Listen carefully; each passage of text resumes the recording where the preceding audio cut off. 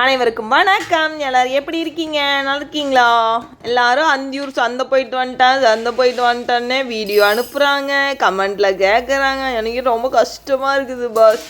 நான் எப்போ தான் வருவேன்னு தெரியல நிஜமாக. சாமி உங்கள் பேர்னு மறுபடியும் மறந்துட்டேன். Very sorry. உங்களை பார்க்குறக்காகவே வரணும் அப்படின்னு நினச்சேன். இந்த தடவை கண்டிப்பாக விட்டாச்சு. நீ எப்போ பார்ப்பேன் அப்படின்னு தெரியல. நீங்கள் ரொம்ப ஆர்வமாக இருந்தீங்க, நானும் நிஜமாக ஆர்வமாக தான் இருந்தேன். அது நீ வந்தா சரி விடுங்க, பார்ப்போம் அப்புறமா. உளுந்து ஊற வச்சுட்டு என் பாட்டுக்கு பாலை கறந்துட்டு வந்துடலான்னு பால் கறந்துட்டு வர கிளம்பிட்டேங்க.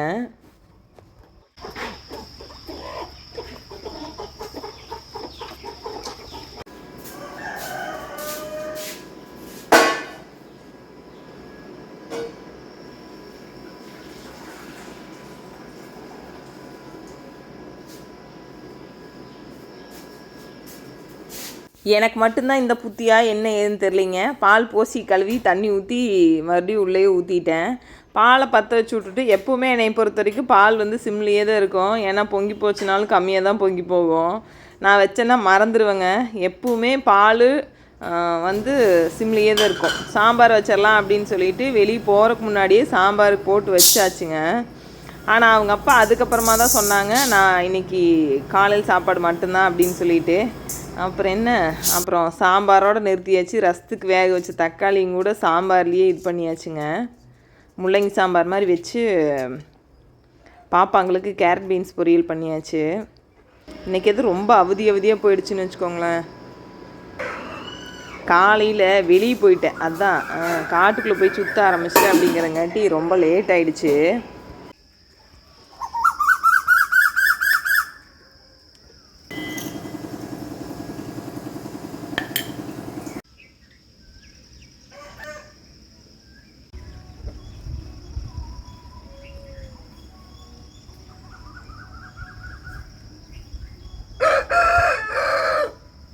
ஒரு 5:45 6 மணிக்கு வந்தால் 6:30 மணிக்கு மேலே ஆயிடுதுங்க வெளியிருந்து உள்ளே போகிறக்கு.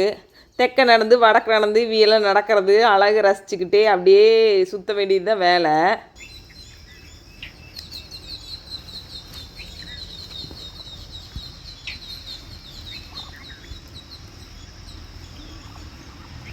தண்ணி வந்தால் யாருக்கு சந்தோஷமோ இல்லையோ, இவி 3 பேருக்கு அத்தனை சந்தோஷமுங்க. எப்போ தான் முட்டை வச்சு குஞ்சு வரைக்கும்னு தெரியல. பார்ப்போம் கூடி விரைவில்.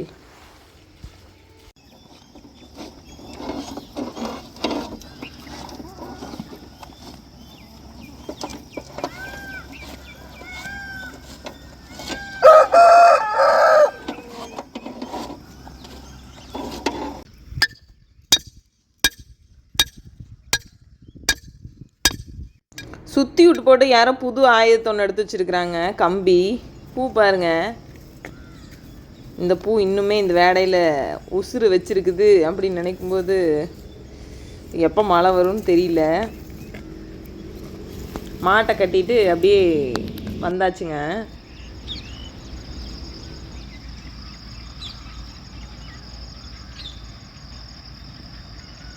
அவருக்கு சாப்பிட்ற வேலையும் இல்லையாட்டிருக்கு, தலை தூக்கி பார்க்குறத வேலை. சரிங்க மாமா. என்ன பிடிக்கிறதுக்கு வருதுன்னு தெரியாதுங்க. காத்தால் இங்கே வேலியிலிருந்து ஏதோ ஒன்று இவங்களை டிஸ்டர்ப் பண்ணுவாங்க. அங்கேருந்து ஐயோன்னு ஒடியாரதான் இவங்க வேலையே. பாருங்கள், இதுதான் இவனுக்கு வேலையே. இப்படி தான் எந்நேரம் வேலை பார்க்க வேண்டியது, வேடிக்கை பார்க்க வேண்டியது. கால் முறிஞ்ச கால் அந்த கால் தானுங்க. பாருங்கள், தாங்கி நடக்கிறாம எப்படி இருக்குதுன்னு பாருங்க. காடெல்லாம் பயங்கரமாக இருக்குது. சும்மாவே இப்படி தான் இருக்குது. இப்போ எச்சா வர்ண பகவான் வாட்டி விதைக்கிறாரு. காலையிலே காக்கா என்னை கிராஸ் பண்ணி போகுது. இவங்களுக்கு வேலையே இதுதானுங்க எந்நேரம்.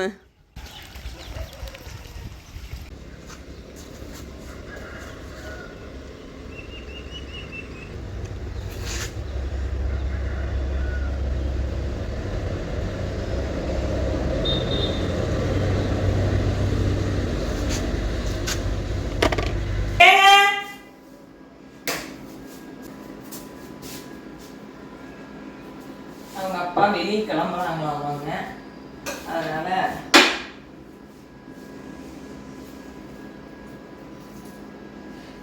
சாம்பாரில் ரசத்துக்கு போட்ட தக்காளி அப்படியே மசிச்சு விட்டு சாம்பாரா மாறப்போகுது. இந்த 2 தக்காளி பருப்பு வச்சிருந்தது மிச்சம். அப்படி எடுத்து வச்சிடலாம். காலையில் சாப்பிட்டு போவாங்க, ஒன்றும் பிரச்சனை இல்லை. ரசம் வைக்கல, ஒரு குழப்பத்தில் இருப்பேன், வேற ஒன்றும் இல்லை.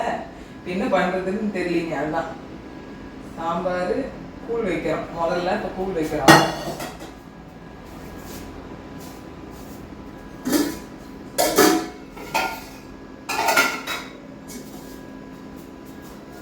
இது வந்து கூழுக்கு, அது சாப்பாடு வெந்துட்டு இருக்குதுங்க.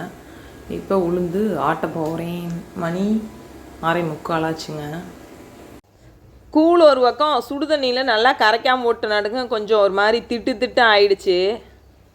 பரவாயில்ல, கடைசியில் கலங்கிடுச்சு. விசிலும் வந்துருச்சுங்க சாப்பாடு. அதுக்குள்ளே காய் அரியறதுக்கு ஈஸியாக தான் இருக்கிற மாதிரி இருக்குதுங்க. ஆனால் எவ்வளோ கஷ்டம் தெரியுங்களா, இந்த கத்தி வச்சுட்டு காய் அரியறதுக்கு அவ்வளோ அமுக்கவே முடியல. ஈஸியாக தெரியுது எனக்கு வீடியோவில் எடிட் பண்ணும்போது. பல்ல கடிச்சிக்கிட்டே தான் வெட்டுற மாதிரி இருந்துச்சுன்னு வச்சுக்கோங்களேன்.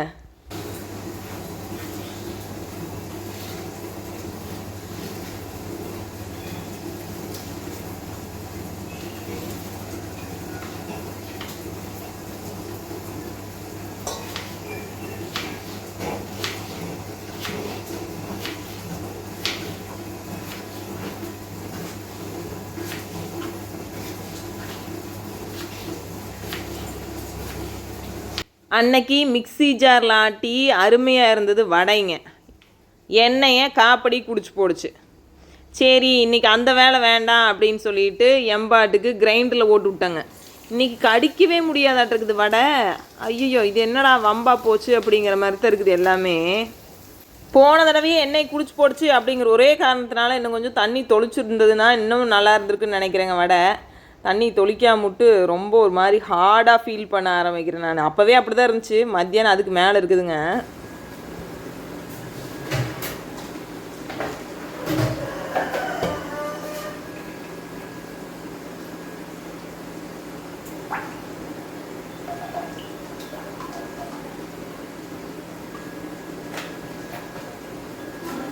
பச்சை மிளகா போடுறத விட மிளகு அப்படியே போட்டால் சாப்பிட்றதில்ல அப்படின்னு சொல்லிட்டு அம்மியிலேயே வச்சு அரைச்சிட்டேங்க. மிளகு அரைச்சி உள்ளே போட்டேன். சாப்பிட்றதுக்கும் பிரச்சனை இல்லை, அது மிளகாய் இருக்குது அப்படின்னு சொல்லிட்டு கடிச்சா காரம் ஏறும் அப்படின்னு நினைக்க வேண்டியதில்லை. பாப்பாவுக்கு அப்பவும் தெரிஞ்சிருச்சு. நான் சொல்லிட்டேன் பாப்பா மிளகு போட்டிருக்கிறேன் அப்படின்னு சொல்லிட்டு.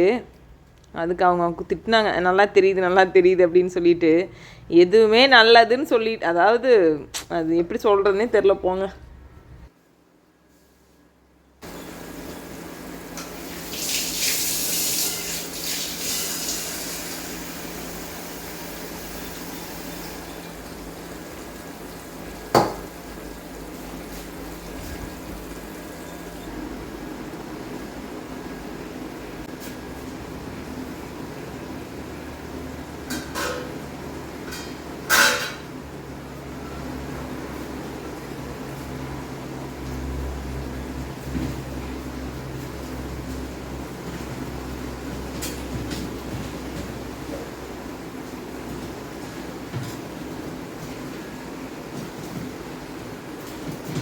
டைம் ஆயிடுச்சு, மணி 7:30 கருவேப்பிலைக்கு போனோம்னா அப்புறம் இன்றைக்கி எல்லாமே கொலாப்ஸ் ஆகிடும். நான் கருவேப்பிலைக்கே போகல.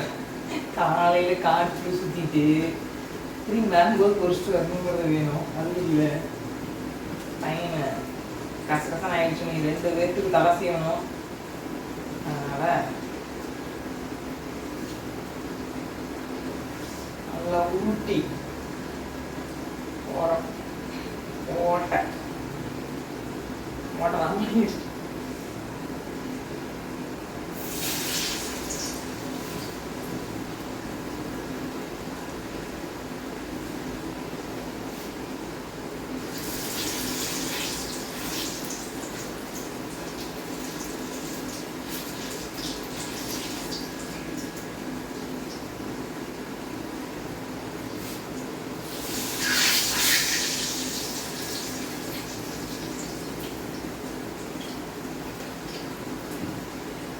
கிரைண்டர் தான்ப்பா, மிக்சி தான்ப்பா. ஓடுங்க, எனக்குள்ள கை விட்டா சரி.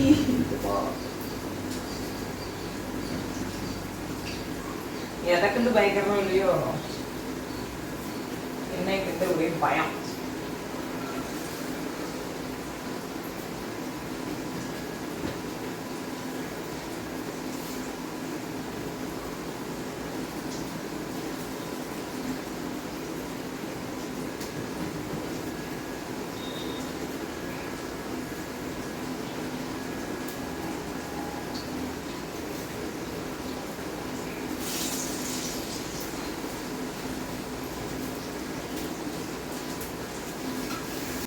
நிஜமாலுமே பார்க்கறதுக்கு அற்புதமாக இருந்ததுங்க வடை.